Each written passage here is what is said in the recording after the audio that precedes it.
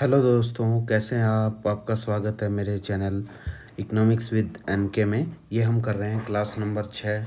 Previous class में हमने revenue expenditure revenue receipt और कैपिटल रिसिप्ट, गवर्नमेंट रिसिप्ट के जो टाइप थे वो हमने कंप्लीट कर लिए थे। फिर भी मैं एक बार फिर से रिवीजन आपका करवा देता हूँ। ये है हमारी क्लास नंबर 6, जिसमें हम करने वाले हैं गवर्नमेंट एक्सपेंडिचर। ठीक है, ये हम टॉपिक अभी करेंगे। प्रीवियस जो था हमारा रिवीजन, प्रीवियस जो क्लास थी, प्रीवियस क्लास में हमने, इसको मैं अलग पेन से लिख देता हूँ ताकि आप लोगों को डाउट ना रहे। प्रीवियस क्लास में हमने, प्रीवियस जो हमारी क्लास थी उसमें हमने किए थे गवर्नमेंट रिसिप्ट। ठीक है, गवर्नमेंट रिसिप्ट। और गवर्नमेंट रिसिप्ट में दोनों टाइप हमने किए थे। एक तो था हमारा कैपिटल रिसिप्ट और एक था रेवेन्यू रिसिप्ट। एक था रेवेन्यू रिसिप्ट और एक था हमारा कैपिटल रिसिप्ट। कैपिटल रिसिप्ट, ठीक है। गवर्नमेंट रिसिप्ट को बोलते हैं हिंदी में सरकारी प्राप्तियां।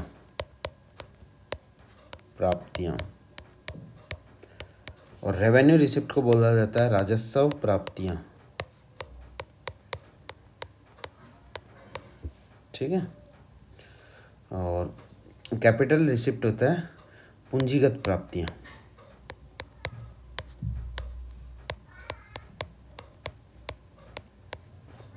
ठीक है, ये टॉपिक हमने कंप्लीट कर लिए थे, फिर भी एक बार फिर से रिवाइज करवा देता हूँ।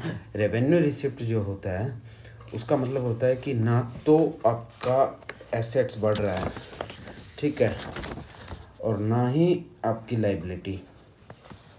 ठीक है, तो दोनों ही तरीके की रिसिप्ट को, इस तरीके की रिसिप्ट को बोलते हैं रेवेन्यू रिसिप्ट।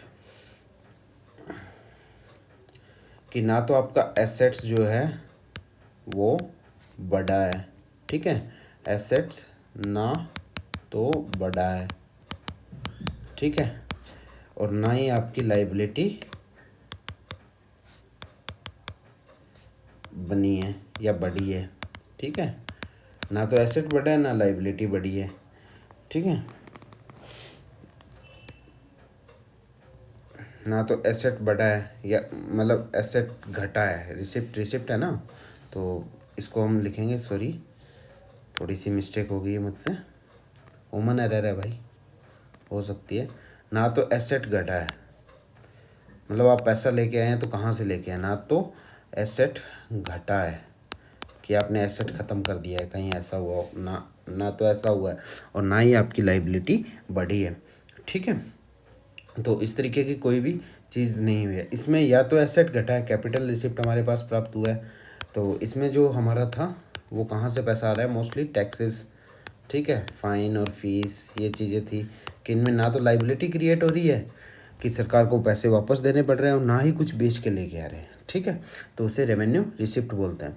और कैपिटल रिसिप्ट में है कि या तो एसेट घटाओ या उनकी लाइबिलिटी बढ़ी हो। ठीक है, लाइबिलिटी बढ़ी हो, या तो आइदर और वाली कंडीशन रहती है। इंग्लिश, बेसिक इंग्लिश जानते होंगे सभी, इसमें आइदर और वाली कंडीशन रहती है, और इसमें नाइदर नोर की, ना तो ये हुआ है ना ये हुआ है। ठीक है, इसमें नाइदर नोर वाली कंडीशन रहती है। ठीक है, तो हाँ, इसमें जो पैसा आता है रेवेन्यू रिसिप्ट में वो टैक्सेस और फाइन और फीस से आता है। और कैपिटल रिसिप्ट में जो पैसा आता है, हमने रिवाइज कर रहे हैं हम, तो सभी को पता है। नहीं पता तो आप प्रीवियस क्लास नंबर 5 जाके देखिए, आपको अच्छे से समझ में आ जाएगा। इसमें हम जो पैसा आता है वो या तो डिसइन्वेस्टमेंट से आता है, या पब्लिक लाइबिलिटीज़ पीएफ फंड से आता है। सरकार क्या करती है, या तो इंटरनल बोरोविंग करती है या एक्सटर्नल बोरोविंग करती है। दो तरीके की बोरोविंग होती है, इंटरनल और एक्सटर्नल, वो भी मैंने आपको क्लास नंबर 5 में अच्छे से क्लियर कर दी थी। तो ये टॉपिक हमारा अच्छे से कंप्लीट हो गया था। अब हम आगे करने जा रहे हैं हमारे उसी टॉपिक को आगे लेते हुए, इसी टॉपिक को आगे हम बढ़ाते हुए हम करते हैं हमारा रिसिप्ट हो गया, तो अब एक्सपेंडिचर करते हैं कि गवर्नमेंट एक्सपेंडिचर की सरकार ने पैसे तो प्राप्त कर लिए, कि अब उसे खर्च कहाँ करना है सरकार को। तो उसी चीज़ को हम आगे देखते हुए देखते हैं कि हमें खर्च कहाँ कहाँ पैसा करना है। तो हम करते हैं गवर्नमेंट एक्सपेंडिचर। ठीक है, गवर्नमेंट एक्सपेंडिचर को सबसे पहले हमें लेने के लिए इसमें दो तरीके के एक्सपेंडिचर होते हैं। फिर से सेम चीज़, वही चीज़ चलेगी। ठीक है, रेवेन्यू एक्सपेंडिचर, रेवेन्यू एक्सपेंडिचर, ठीक है, और कैपिटल एक्सपेंडिचर, कैपिटल एक्सपेंडिचर, ठीक है। इसको बोलते हैं राजस्व खर्च, राजस्व खर्च, और इसको बोलते हैं पूंजीगत खर्च, पूंजीगत खर्च, ठीक है। इसको बोलते हैं सरकारी खर्चे। सॉरी, हमने बोला था कि हम पेन को चेंज कर लेंगे। ठीक है दोस्तों, तो इसको बोलते हैं सरकारी खर्च, सरकारी खर्च। अब हमने ये दोनों कर लिए हैं, कैपिटल एक्सपेंडिचर और रेवेन्यू एक्सपेंडिचर। अब हम इन्हें फर्दर आगे करने की कोशिश करते हैं। तो एक्सपेंडिचर हमें अच्छे से पता है कि इतनी टर्मिनोलॉजी तो हमें आती होगी। एक्सपेंडिचर बोलते हैं खर्चे को, कि आपने खर्चा कितना, कहाँ, क्या क्या किया है। ठीक है, तो इसमें दो तरीके के खर्चे हम देख रहे हैं अभी, रेवेन्यू खर्चा, राजस्व खर्चा और पूंजीगत खर्चा।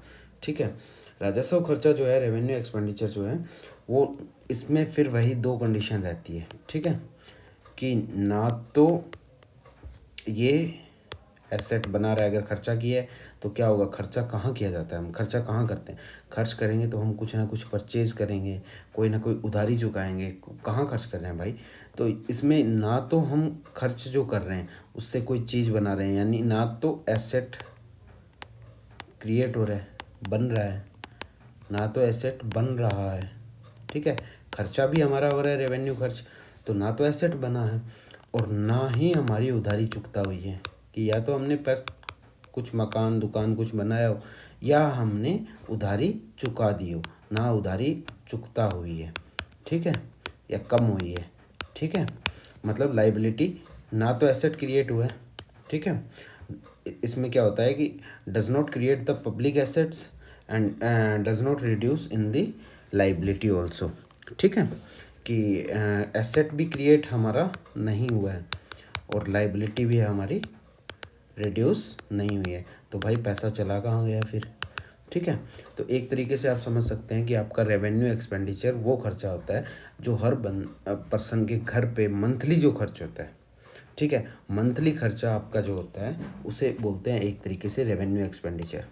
जैसे आपका मंथली क्या कैसे पे करना है, मंथली आपको राशन लाना है भाई, ठीक है, जो कंपलसरी है, आपको दूध वाले को देने हैं, ठीक है, वो भी कंपलसरी है भाई, तो सफाई वाली को देने हैं, घर की सफाई करने जो आती है उसे भी देने हैं, सफाई वाली को पैसे देने हैं। ठीक है, और इसके अलावा क्या क्रिएट कर रहे हो आप, बच्चों की स्कूल तो उसमें आएगी, कैपिटल में आएगी। उसके अलावा कुछ भी मेंटेनेंस का हो, जैसे जो आपको मतलब रेगुलर हर महीने आपको पे करना रहता है, मतलब ऐसी चीज़ नहीं जो क्रिएट हो। तो इस तरीके के जो खर्चे होते हैं वो रेवेन्यू एक्सपेंडिचर में आते हैं। तो सरकार के पास, ये मैंने एक एग्जांपल दिया है, एक्चुअल में ऐसा नहीं होता, इन चीज़ों को नहीं लिया जाता, कहीं आप ये लिखने लग जाओ, ये एज ए एग्जाम्पल है, ओनली एग्जाम्पल है ये। ठीक है, ताकि आप इसको बेटर कोरिलेट कर पाओ। गवर्नमेंट के लिए क्या रहता है, गवर्नमेंट किन चीज़ों को रेवेन्यू एक्सपेंडिचर में जोड़ती है, क्योंकि हमें गवर्नमेंट का एस्पेक्ट्स देखना है, क्योंकि हमें करना है बजट। ठीक है, हमें करना है इकोनॉमिक्स, तो गवर्नमेंट किन चीज़ों को, तो अब गवर्नमेंट जो इंटरेस्ट ले रही थी वो रेवेन्यू रिसिप्ट में आ रहा था कि पैसा जो इंटरेस्ट ले रही है, अब इंटरेस्ट ले रही है तो सरकार ने भी कर्जा लिया होगा तो इंटरेस्ट पेमेंट भी होगी। ठीक है, हमने किया था इंटरेस्ट लेना और यहाँ करते हैं इंटरेस्ट पेमेंट। ठीक है, कि ब्याज का भुगतान, हिंदी में बोलते हैं ब्याज भुगतान, सरकार ब्याज भुगतान दे रही है, अगर किसी से पैसा लिया है उसका ब्याज दे रही है, तो ना तो सरकार का कोई एसेट क्रिएट हो रहा है और ना ही उसकी उधारी ख़त्म हो रही है। उधारी ऐसे नहीं ख़त्म हो रही। अब कुछ लोग इसमें भी डाउट में रहेंगे कि भाई उधारी तो ख़त्म हुई, उधारी बोलते हैं ख़त्म होना, जो सरकार ने मान लीजिए 50,000 रुपये कर्जा लिया है और उस 50,000 रुपये पे सरकार को हर महीने 1,000 रुपये ब्याज आ रहा है। ठीक है, 1,000 रुपये तो हर महीने आ रहा है ना भाई साहब, तो ये हर महीने देना पड़ेगा ना। तो ये तो सरकार ने 1000 रुपये तो पे कर दिए, पर इन 50,000 पे कोई फ़र्क पड़ा नहीं पड़ा ना। ये 50,000 तो एज इट इज़ पड़े हैं, क्योंकि ये तो प्रिंसिपल अमाउंट है, मूलधन जिसे बोलते हैं हिंदी में, ठीक है। ये तो प्रिंसिपल अमाउंट है ना, ये तो एज इट इज़ पड़ी हुई है। जो आपने 1000 रुपये दिए हैं ये तो इंटरेस्ट पेमेंट है, सिर्फ ब्याज है, ठीक है। और ब्याज तो हमें, जब तक हम इस मूलधन का उपयोग करेंगे तब तक हमें ब्याज देते रहना पड़ेगा, जब तक ये मूलधन हमारा हम नहीं उतार देते। तो सरकार इस मूलधन को नहीं उतार रही। अगर मूलधन उतरेगा तो वो कैपिटल एक्सपेंडिचर में चला जाएगा। ये चीज़, इसमें से पैसा अगर हम देंगे तो ये कैपिटल एक्सपेंडिचर का पार्ट हो जाएगा, ठीक है, पूंजीगत व्यय का पार्ट हो जाएगा। पर जो हम ब्याज पे कर रहे हैं, ये 1000 रुपये जो पे कर रहे हैं, ये भाई साहब राजस्व व्यय का पार्ट है, ठीक है, राजस्व व्यय। एग्जैक्ट वर्ड याद आ गया मुझे, व्यय बोलते हैं इसे हिंदी में। देखिए, इसको खर्च नहीं बोलते, इसे बोलते हैं व्यय। एग्जैक्ट वर्ड होता है व्यय। आपको यही टर्मिनोलॉजी लिखी हुई मिलेगी। और आप अगर RAS मेंस या UPSC मेंस दे रहे हैं, किसी भी PCS का मेंस दे रहे हैं, UP PCS का मेंस दे रहे हैं, तो आपको व्यय टर्मिनोलॉजी का ही हिंदी मीडियम वालों को यूज़ करना है, और बाकी एक्सपेंडिचर यूज़ कर सकते हैं, ठीक है। उनके लिए एक्सपेंडिचर की टर्मिनोलॉजी यूज़ होती है। तो आ गया समझ कि सबसे पहले इंटरेस्ट पेमेंट हमने इसमें डाल दी है, ठीक है। इंटरेस्ट पेमेंट के बाद हम सेकेंडरी ऑप्शन जो रखते हैं वो है, भाई साहब अब कर्मचारी जितने सरकार के पास काम कर रहे हैं उनकी सैलरी भी देनी है, वो भी हर महीने देनी है। तो सैलरी जो देनी है, ठीक है, मासिक वेतन जिसे बोलते हैं, या वेतन बोलते हैं, वेतन भोगी जो होते हैं, ठीक है, जिन्हें जो वेतन का भोग करते हैं, कर्मचारी जो सरकार के लिए काम करते हैं। जैसे हम यहाँ दूध वाले को घर पे पैसा दे रहे हैं, सफाई वाले को, वो भी हमारे कर्मचारी है। इसी प्रकार से गवर्नमेंट कर्मचारी जो है वो सरकार के कर्मचारी है, तो सरकार को उन्हें भी पैसा देना है। फिर सोशल सिक्योरिटी के तहत पेंशन्स देनी है। पेंशन्स जो रिटायर्ड कर्मचारी है उनकी पेंशन्स भी है, इसमें रिटायर्ड की पेंशन्स भी है और सोशल सिक्योरिटी वाली पेंशन भी है। अब ये तो सबको मेरे ख्याल से मालूम होगा, नहीं मालूम तो मैं बता देता हूँ। रिटायर्ड कर्मचारी की पेंशन वो होती है जिसने भाई सरकारी नौकरी कर रखी है, या मतलब जो MP MLAs हैं उनकी जो पेंशन रहती है वो रिटायर्ड पेंशन्स में आती है, ठीक है। और सोशल सिक्योरिटी की पेंशन्स वो होती है जो सरकार सामाजिक सुरक्षा हेतु देती है, जैसे विधवा महिलाओं को देती है, विडो को पेंशन्स दी जाती है, PH कैंडिडेट्स को पेंशन दी जाती है, ओल्डर एज को पेंशन्स दी जाती है, ठीक है। अभी जो रिसेंट गवर्नमेंट ने, राजस्थान गवर्नमेंट ने 1250 से 1300 रुपये की है, ये सोशल सिक्योरिटीज़ में आती है। ये भी पेंशन का ही एक हिस्सा है जो सरकार को देना है, हर साल देना है, हर महीने देना है, ठीक है। तो वो जो है वो एक नियत खर्चा है, सरकार उसमें ज़्यादा बदलाव नहीं कर सकती। नियत खर्चा है सरकार का, फिक्स खर्चा है ये, नियत मतलब फिक्स खर्चा है, ठीक है। इसमें ज़्यादा बदलाव सरकार नहीं कर सकती है। सैलरी है, सैलरी भाई फिक्स देनी देनी है आपको इतनी, ठीक है, पेंशन देनी देनी है। तो ये एक नियत खर्चा है, इसमें रेवेन्यू एक्सपेंडिचर में लेस करने के चांसेस बहुत रेयर रहते हैं, ठीक है। तो इसको हम इसी में डालेंगे, सब चीज़ों को, पेंशन वेंशन सब इसी में आएगी, सैलरी इसी में आएगी, क्योंकि ना तो इससे एसेट क्रिएट हो रहा है और ना ही लाइबिलिटी ख़त्म हो रही है, क्योंकि पेंशन तो आपको हर महीने देनी है, सैलरी आपको हर महीने देनी है, नेक्स्ट मंथ भी देनी है, तो ना तो आपकी लाइबिलिटी ख़त्म हो रही और ना ही आपकी पेंशन, ना ही आपका एसेट कुछ बन रहा है, ठीक है। तो पेंशन्स होगी, सैलरी होगी, उसके अलावा सब्सिडी होगी, सब्सिडी जो सरकार देती है उससे भी कुछ भी क्रिएट नहीं हो रहा, ना ही लाइबिलिटी ख़त्म हो रही है। सब्सिडी जो होती है वो भी इसी का पार्ट है, ठीक है, भले ही वो यूनिलैटरल पेमेंट है। उसके अलावा सरकार जो ग्रांट्स देती है, ग्रांट्स होती है एसेट क्रिएशन के लिए, पर विदाउट कंडीशन वाली जो ग्रांट्स रहती है, ठीक है, जिनमें कंडीशंस नहीं होती है, सरकार जो देती है अपने खर्च के लिए। जैसे बिहार को, UP को सहायता के लिए पैसे दिए जाते हैं, जो लोअर स्टेट्स हैं उन्हें दिए जाते हैं, ठीक है, जिनकी इनकम कम है और खर्चे ज़्यादा हैं, उन स्टेट्स की बात कर रहा हूँ मैं। मेरा किसी को ऑफेंस करने का यहाँ मूड बिल्कुल भी नहीं है, पर स्टेट का मतलब जिनकी इनकम कम है, जिनका डेफिसिट बर्डन ज़्यादा है, जिनका घाटा ज़्यादा है, उन स्टेट को सरकार ग्रांट अक्सर देती है, या कुछ क्रिएशन के लिए ग्रांट दी जाती है, वो ग्रांट भी इसी में काउंट हो जाती है मोस्टली, ठीक है। अगर एसेट क्रिएशन के लिए दी जाए तो वो कैपिटल में काउंट होगी, ठीक है। तो ये हो गया हमारा revenue expenditure complete. Revenue expenditure हमने कर लिया है, अब हम करने जा रहे हैं कैपिटल एक्सपेंडिचर, ठीक है दोस्तों। तो मेरे ख्याल से आई होप आपको समझ आ रहा होगा। अगर किसी को समझ नहीं आ रहा है तो रिपीटेशन के लिए और बेटर एक्सप्लेनेशन के लिए मुझे कमेंट सेक्शन में ज़रूर बताएं, ठीक है। Capital expenditure. और अगर किसी सबको ये वीडियो अच्छी लग रही है तो प्लीज़ लाइक और सब्सक्राइब ज़रूर करें। उससे क्या हमें मोटिवेशन मिलता है, मुझे मोटिवेशन मिलता है कि मैं भी अपना समय निकाल के ये वीडियो बनाने की कोशिश करता हूँ ताकि ज़्यादा स्टूडेंट को बेटर अपॉर्चुनिटीज़ मिल सके, ज़्यादा चीज़ें समझ में आ सके। स्पेशली रूरल बैकग्राउंड से जो बच्चे हैं, जो ग्रामीण क्षेत्रों से बच्चे हैं, उन बच्चों को सबसे ज़्यादा मैंने देखा कि इकोनॉमिक्स में बहुत दिक्कत होती है और सही से टर्मिनोलॉजी भी नहीं है, सही से टर्मिनोलॉजी का यूज़ भी नहीं किया जाता और कोई इतना बताता भी नहीं है कि आपको मतलब अच्छे से इकोनॉमिक्स आ सके। इकोनॉमिक्स को सिर्फ डेटा मानते हैं लोग, जबकि एक्चुअल में डेटा कभी सिर्फ इकोनॉमिक्स डेटा नहीं होता, सिर्फ डेटा नहीं होता, ठीक है। डेटा से बियॉन्ड भी इकोनॉमिक्स होती है जो एनालाइज करने का काम करती है। अगर हम एनालाइज को समझ पाते हैं तो हम ज़्यादा बेटर चीज़ों को समझ पाते हैं, ज़्यादा इकोनॉमिक्स को अच्छे ढंग से समझ पाते हैं, ठीक है। तो ये किसी की भी कंडीशन एनालाइज करने के लिए बहुत ज़रूरी है, ठीक है। तो कैपिटल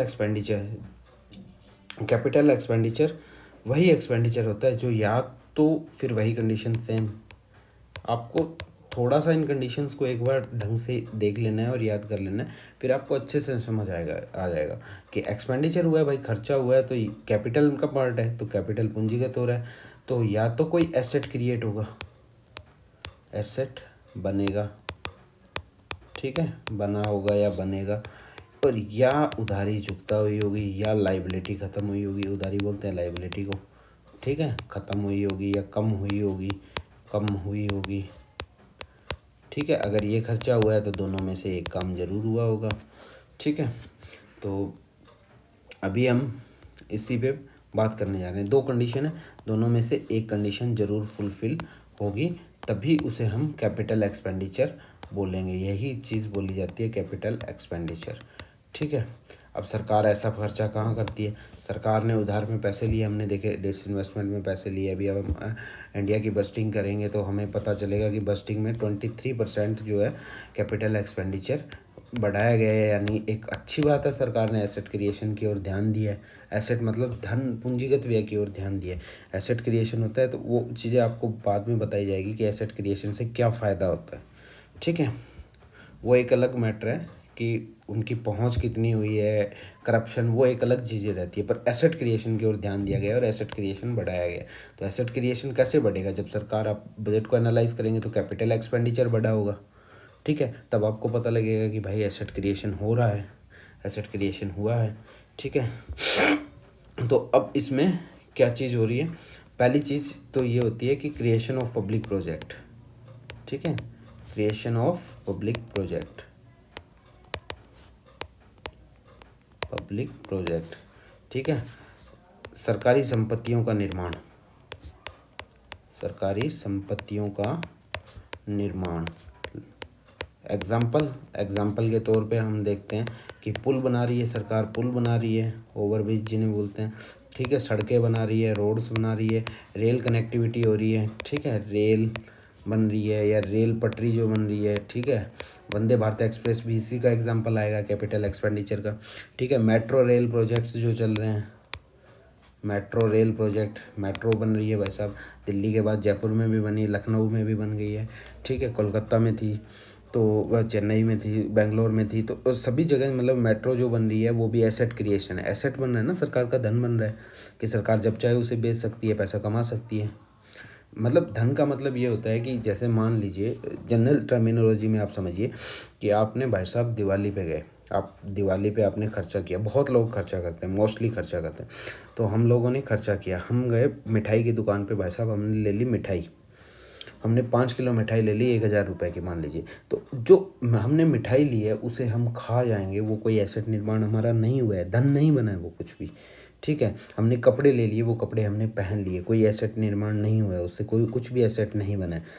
पर मोस्टली लोग जो है नॉर्थ नदर्न इंडिया में तो ये मतलब ट्रेंड चलता ही है ऑलमोस्ट दिवाली पे कि आप उसके साथ कुछ भी ज्वेलरी लेके आते हैं, जैसे और ज़्यादा कुछ नहीं हो तो कुछ चांदी का छोटा मोटा उस चांदी का सिक्का मोस्टली लोगों ने परचेज़ किया हो लक्ष्मी माता वाला, तो वो क्या है, वो एज ए सिम्बॉलिक कल्चर ठीक है हमारा, पर उसके साथ साथ एसेट क्रिएशन भी है, हमारा एसेट भी हो रहा है, वो कैपिटल एक्सपेंडिचर में आएगा हमारे। तो दिवाली का खर्चा अगर हम बांटना चाहें हमारे घर का, तो रेवेन्यू एक्सपेंडिचर और कैपिटल एक्सपेंडिचर में जब हम बांटते हैं, तो जो हमारा खर्चा हुआ कि हमने भाई किसी को दे दिया ऐसे ही, एज ए रिश्तेदार आया उसे 500 रुपये दे दिए, बदले में वो कुछ दे, ज़रूरी तो नहीं है ना, तो वो रेवेन्यू एक्सपेंडिचर का पार्ट है हमारा। ठीक है, हमने भाई साहब 10 रिश्तेदार आए उन्हें खाना खिला दिया, तो वो रेवेन्यू एक्सपेंडिचर का पार्ट है। हम कोई आया घर पे, ठीक है, साफ़ सफाई वाले आए उसे पैसे दे दिए, वो रेवेन्यू एक्सपेंडिचर का पार्ट है।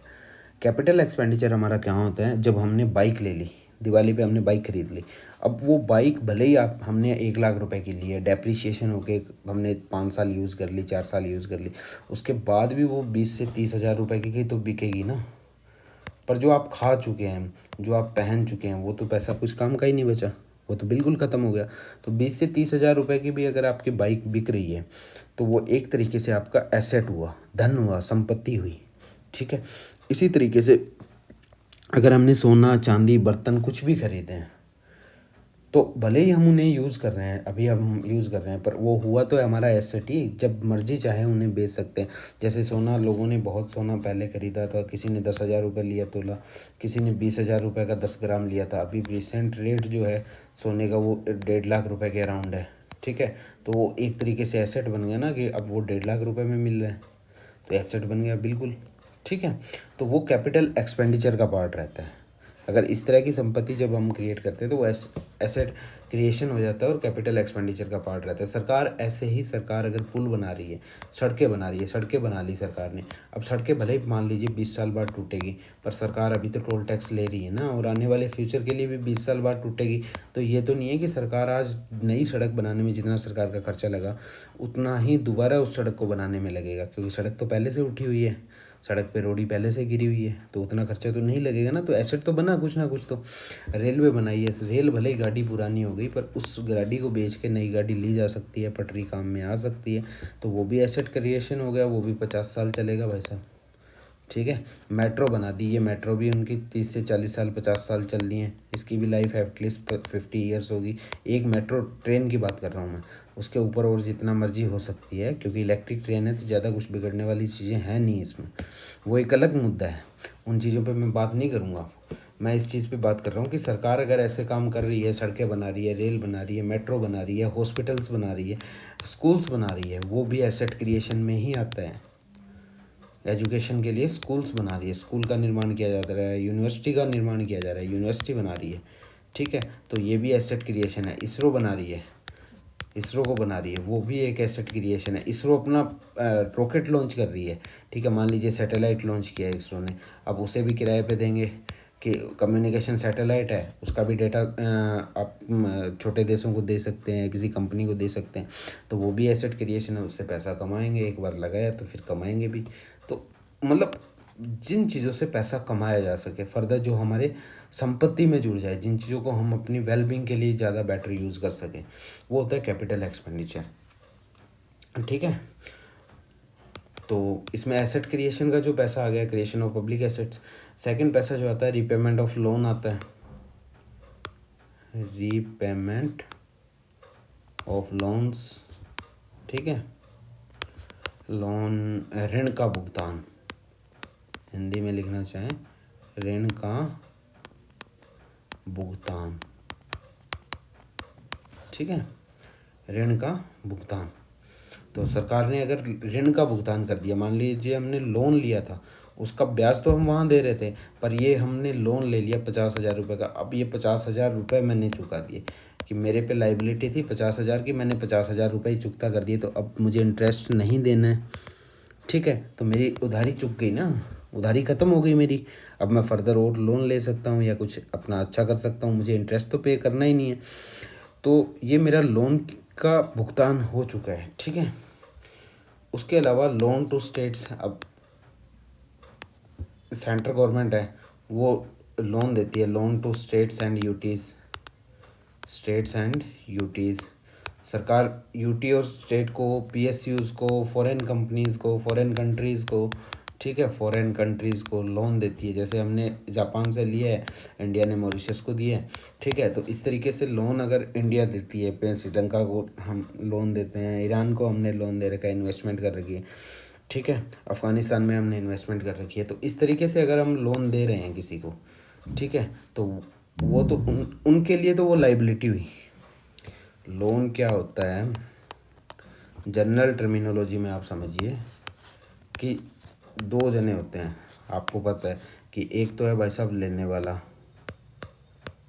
वाला कि लोन जिसने लिया है, एक होता है लोन देने वाला, ठीक है, देने वाला, ठीक है।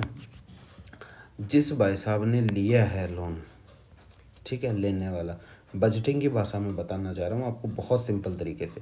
जिस भाई साहब ने लोन लिया, मान लीजिए आपने मुझसे लोन लिया है, तो आपकी तो होगी उधारी, क्योंकि आपने उधार पैसे ले रखे हैं, आपकी तो बन गई उधारी, यानी आपकी तो बन गई लाइबिलिटी, ठीक है। और मेरा बन गया वो एसेट्स, ठीक है। मेरा क्या हो गया, संपत्ति बन गई कि मेरे 50,000 रुपये मैंने आपको लोन दे दिए, वो भाई साहब 50,000 रुपये मेरे सिक्योर हो गए कि मैं आपसे 50,000 रुपये का लेनदार हूँ, कि आपसे 50,000 रुपये मैं लूँगा, वो मेरी संपत्ति बन गई है, ठीक है। तो ये मेरा तो आ गया भाई साहब कैपिटल एक्सपेंडिचर में, कि मैंने तो एसेट क्रिएट कर दिया है, मेरा तो हो गया ये कैपिटल एक्सपेंडिचर। पर आपके पास उधारी में पैसा है, ठीक है। अब पैसा आप उधारी में लेके आए, अब कहाँ से लेके आए भाई साहब, मैंने ये मेरा रिश्तेदार था, मेरे जानकार से ले लिया, तो इंटरनल बोरोविंग में आ गया, या मेरा जानकार नहीं था भाई साहब, बाहर से किसी तीसरे बंदे के थ्रू मैंने लिया, तो एक्सटर्नल बोरोविंग होगी। हम बाहर से लेते हैं तो एक्सटर्नल बोरोविंग होगी। दोनों ही कंडीशन में बोरोविंग तो हुई, और जैसे ही बोरोविंग मेरी हो गई है यहाँ पे, तो ये आ जाएगा मेरा कैपिटल रिसिप्ट में, कि मैंने पैसा तो ले लिया भाई साहब, पर मेरी उधारी बढ़ गई है अब, ठीक है। अब मेरे ख्याल से इससे ज़्यादा सिंप्लिसिटी करके शायद ही कोई टीचर बता पाए, शायद ही कोई प्लेटफॉर्म बता पाए। बहुत सिंपल तरीके से मैं आपको चीज़ें बता चुका हूँ। तो लोन जो स्टेट को दिया जाता है, यूटी को दिया जाता है, पीएसयूज़ को दिया जाता है, ये पीएसयू है, पब्लिक सेक्टर अंडरटेकिंग, पीएसयू बोलते हैं पब्लिक सेक्टर अंडरटेकिंग, ठीक है। किसी को अगर टर्मिनोलॉजी में दिक्कत हो तो मुझे कमेंट करके पूछ सकता है कहीं भी, तो नेक्स्ट क्लास में आपका डाउट सॉल्व कर दिया जाएगा। पीएसयू बोलते हैं पब्लिक सेक्टर अंडरटेकिंग, जैसे हमारे सिलेंडर आते हैं, हम गैस भरवाते हैं, या पेट्रोलियम है, आईओसीएल है, इंडियन ऑयल कंपनी लिमिटेड है, एचपी है, हिंदुस्तान पेट्रोलियम है, भारत गैस है, ठीक है, बेल है, भारत हैवी इलेक्ट्रिकल लिमिटेड, और एक बेल है, भारत इलेक्ट्रॉनिक्स लिमिटेड, ठीक है। ये सब पीएसयूज़ है, ठीक है। इनको अगर सरकार लोन देती है, इनको पैसा देती है, तो वो भी पैसा पीएसयू के लिए तो वो लोन हुआ ना, सरकार ने पीएसयू को लोन दिया, तो सरकार के लिए तो वो एसेट हो गया, पर पीएसयू के लिए लाइबिलिटी होगी, उधारी होगी, तो वो उनके कैपिटल रिसिप्ट में चला जाएगा, इनके कैपिटल एक्सपेंडिचर में चला जाएगा, ठीक है। इस तरीके से एंट्रीज होती है। तो ये हमारा हो चुका है कैपिटल एक्सपेंडिचर, ठीक है। अब बहुत ही सिंपल टर्मिनोलॉजी हम और कर लेते हैं, ज़्यादा कुछ नहीं है, सिर्फ 10 मिनट और लूँगा, इसके बाद ये चीज़ें आपकी बहुत हद तक कम हो जाएगी। और नेक्स्ट क्लास में हम कोशिश करेंगे कि हम करेंगे इंडियन बजट, ठीक है। और आपको बजट एनालाइज करना, और बजट को देखना, और बजट को पढ़ना मैं आपको सिखाऊंगा, और आपको मानिए दोस्तों मज़े आएंगे पढ़ने में, और ख़ुद से आप पढ़ पाएंगे अच्छे से, बजट होता क्या है आप जान पाएंगे। पहली बार आप एनालाइज करेंगे कि बजट कैसे पढ़ते कैसे हैं, एक्चुअल में बजट को पढ़ते कैसे हैं, ठीक है। ऐसे नहीं होता कि कारें सस्ती हो गई, जीप महंगी हो गई, प्लेन सस्ता हो रहा है, ये चीज़ें नहीं होती है बजट में, ये देखने लायक नहीं होता है। बजट में देखने लायक अलग चीज़ें रहती है, ये बहुत डीप रिसर्च के बाद पता चलती है, ये चीज़ें मतलब जनरली नहीं होती। जनरल बजट एनालाइज क्या होता है वो मैं आपको सिखाऊंगा कल, ठीक है, जो शायद ही आपने किसी न्यूज़पेपर वगैरह में पढ़ा हो, पर वो आपके काम आएगा एग्ज़ाम में, आपके पॉइंट ऑफ व्यू क्रिएट करने में कि क्या हो रहा है क्या नहीं हो रहा है, चीज़ों को देखने में। तो हमने इतना टॉपिक हमारा कंप्लीट हो चुका था। अब हम करते हैं डेफिशिएट, ठीक है। डेफिशिएट मीन्स घाटा। तो दो तरह के घाटे हम देखते हैं, रेवेन्यू डेफिशिएट,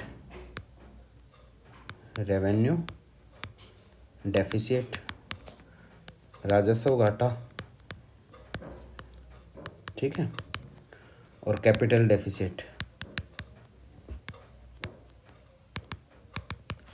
ठीक है, पूंजीगत घाटा, पूंजीगत घाटा, ठीक है। रेवेन्यू डेफिसिट को हम लिखेंगे, बहुत ही सिंपल टर्मिनोलॉजी है, कुछ नहीं याद करना भाई साहब। रेवेन्यू एक्सपेंडिचर, एक्सपेंडिचर में से लेस कर देंगे हम रेवेन्यू रिसिप्ट को, ठीक है। बहुत सिंपल टर्मिनोलॉजी है, याद रखिएगा। राजस्व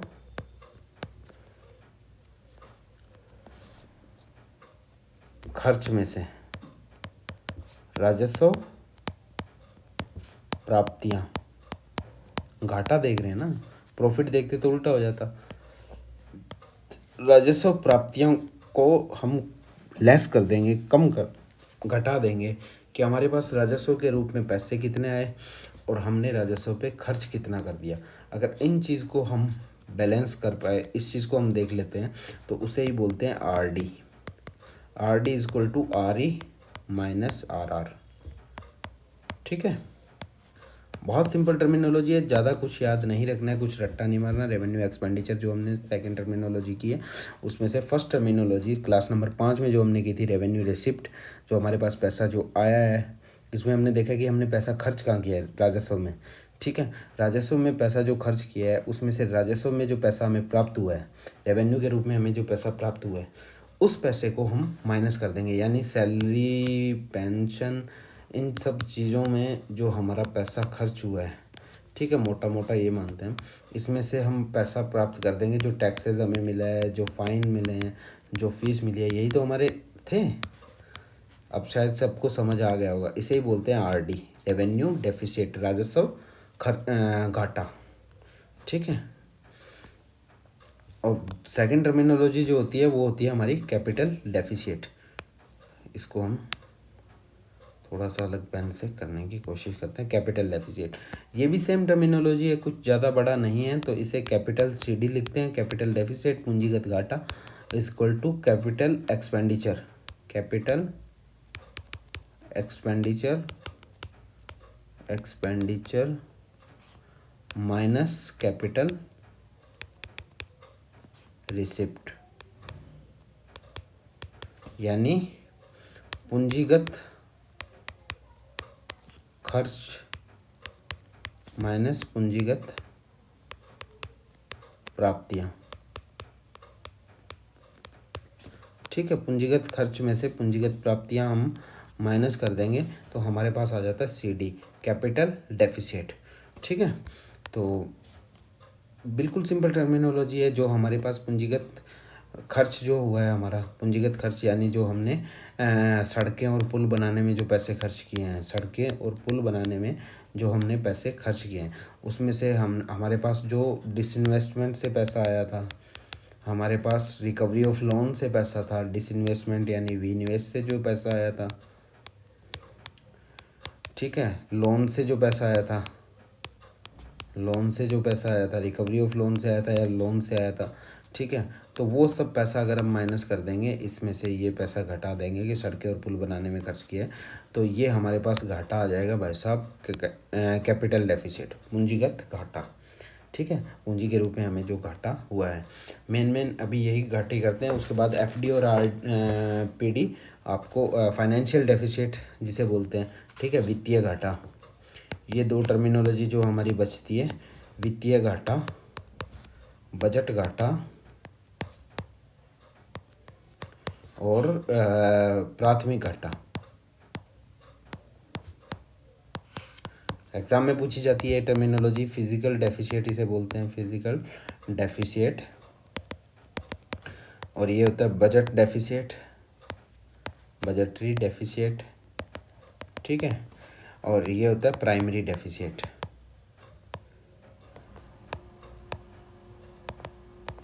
इन सब टर्मिनोलॉजी को आपको नेक्स्ट क्लास में वीडियो के साथ बता दिया जाएगा। नेक्स्ट क्लास आपकी मोस्ट इम्पॉर्टेंट क्लास होने वाली है, मोस्टली लोग उसे देखिएगा, इस क्लास को भी देखिएगा। हर एक क्लास आपकी इम्पोर्टेंट, बहुत ज़्यादा इम्पोर्टेंट है।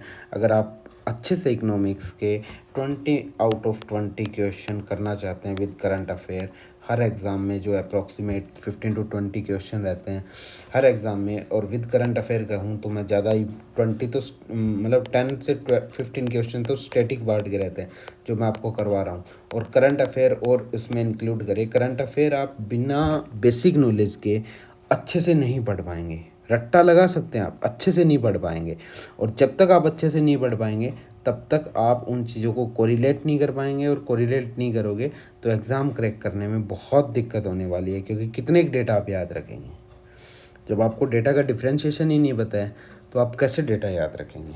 तो सबसे बड़ी दिक्कत यही होती है। तो थैंक यू वेरी मच दोस्तों, मिलते हैं हम नेक्स्ट क्लास में।